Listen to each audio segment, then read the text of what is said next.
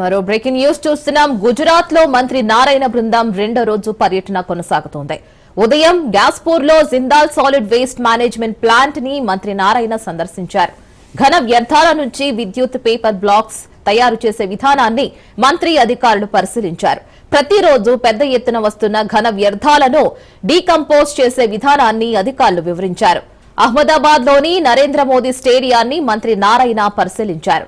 కేవలం 9 నెలల్లోనే స్టేడియాన్ని నిర్మించిన విధానాన్ని గుజరాత్ క్రీడల శాఖ అధికారులు వివరించారు. అమరావతిలో స్పోర్ట్స్ సిటీలో భారీ క్రికెట్ స్టేడియాన్ని రాష్ట్ర ప్రభుత్వం నిర్మించనుంది. అహ్మదాబాద్ పర్యటన తర్వాత తిరిగి మంత్రి నారాయణ అధికారులు రాష్ట్రానికి బయలుదేరారు.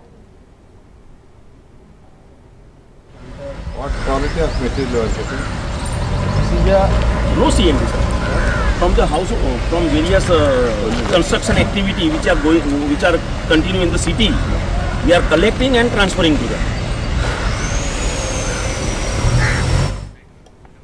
గుజరాత్ లో మంత్రి నారాయణ బృందం రెండో రోజు పర్యటన కొనసాగుతోంది. ఉదయం గ్యాస్పూర్ లో Jindal solid waste management plant ని మంత్రి నారాయణ సందర్శించారు. ఘన వ్యర్థాల నుంచి విద్యుత్ పేపర్ బ్లాక్స్ తయారు చేసే విధానాన్ని మంత్రి అధికారులు పరిశీలించారు. ప్రతిరోజు పెద్ద ఎత్తున వస్తున్న ఘన వ్యర్థాలను డీకంపోజ్ చేసే విధానాన్ని అధికారులు వివరించారు. అహ్మదాబాద్ లోని నరేంద్ర మోదీ స్టేడియాన్ని మంత్రి నారాయణ పరిశీలించారు. కేవలం 9 నెలల్లోనే స్టేడియాన్ని నిర్మించిన విధానాన్ని గుజరాత్ క్రీడల శాఖ అధికారులు వివరించారు. అమరావతిలో స్పోర్ట్స్ సిటీలో భారీ క్రికెట్ స్టేడియాన్ని రాష్ట్ర ప్రభుత్వం నిర్మించనుంది.